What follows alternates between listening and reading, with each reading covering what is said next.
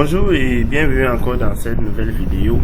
Aujourd'hui, je vais apprendre à un abonné comment démarrer un moteur monophasé à travers des contacteurs en réalisant un schéma de circuit de puissance et un schéma de circuit des commandes.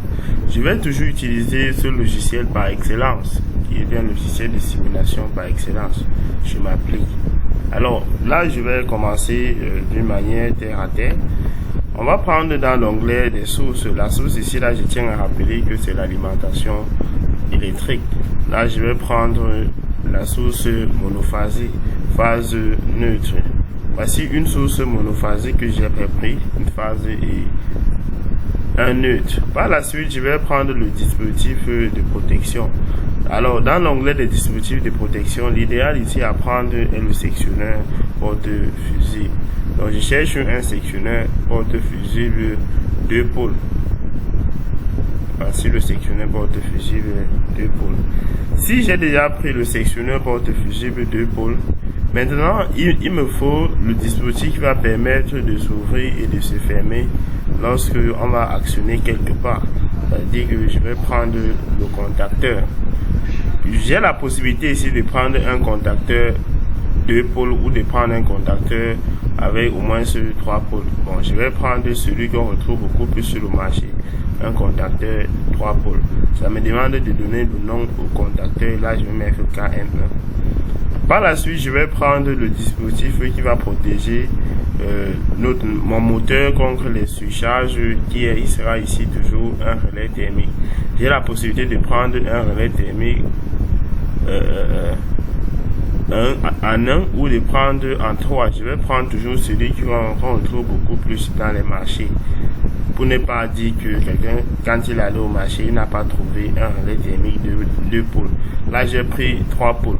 Maintenant, je vais prendre un moteur monophasé. Un moteur monophasé.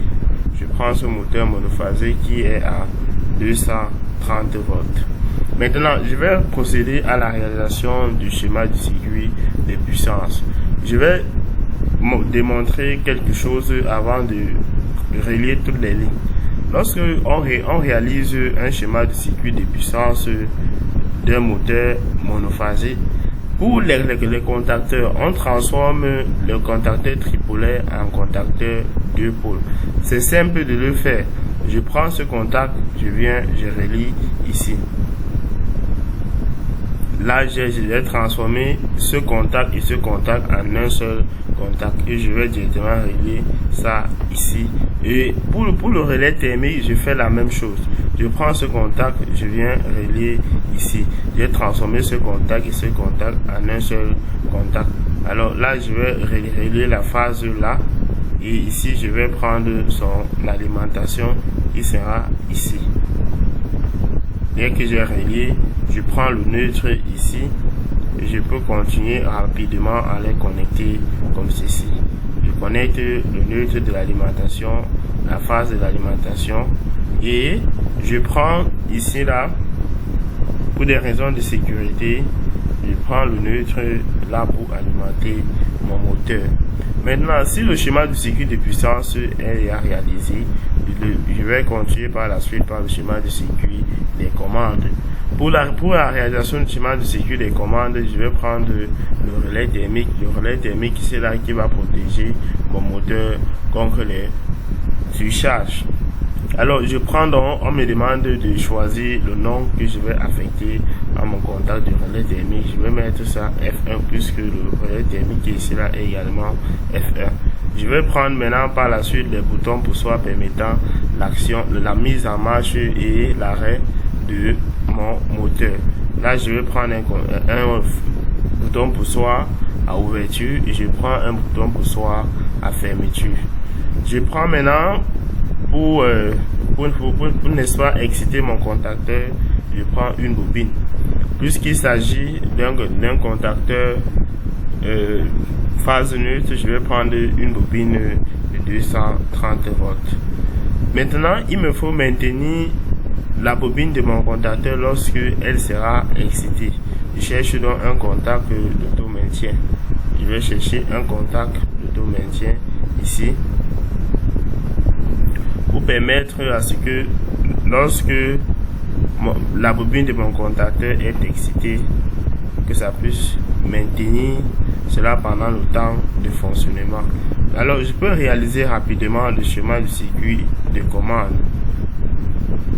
Le schéma du circuit de commande qui est très facile.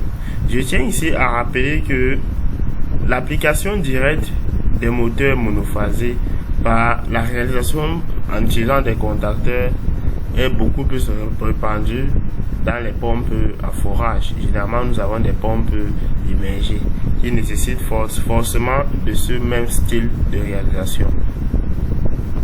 Alors, j'ai fini de réaliser mon circuit de commande. Je peux embellir cela en mettant un contact permettant ainsi de signaler que le moteur est en train de marcher, et par conséquent je vais ajouter une lampe de signalisation ici, une lampe qui sera également de 230 volts. Là je vais rapidement connecter ici et là, et je vais conclure rapidement au neutre. Je tiens ici à rappeler que ce neutre doit être relié directement au réseau d'alimentation, c'est-à-dire que ce neutre doit provenir à la sortie du sectionneur. Si ce n'est pas relié ici, je sais que lorsqu'on va exciter le contacteur, ça ne pourra jamais s'exciter. Alors, je vais donc procéder au test. Comme je le disais très bien, ce style de démarrage, l'application directe, c'est dans les pompes immergées. On peut rajouter des flotteurs sur ça et tout ce qui va avec. Là, je l'ai lancé, je ferme mon sectionneur, je viens, j'appuie sur le bouton poussoir S. Là, ça me signale qu'il y a erreur. Ici, là, le contact d'auto-maintien, c'est KA1.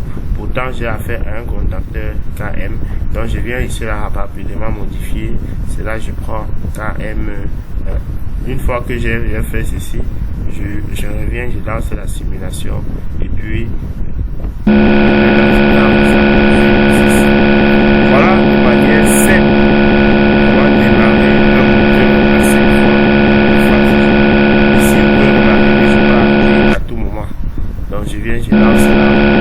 Ici, j'arrête à tout moment. Maintenant, comme je l'ai si bien dit, il s'agit ici en fait d'une pompe immergée. Dans des cas des pompes immergées, vous allez toujours vous en rendre compte que au niveau du bouton poussoir SE1, c'est là, ça n'existe pas. On peut utiliser ici là le contact du flotteur. Ici, le contact d'auto-maintien n'est pas forcément obligatoire, mais on utilise, n'est pas forcément obligatoire. Bon, de toutes les façons, c'est pas obligatoire. On utilise à ce niveau un contact du flotteur.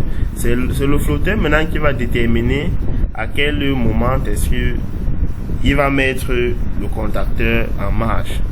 Tout le reste du procédé de démarrage reste identique. Le schéma du circuit de puissance ne change pas.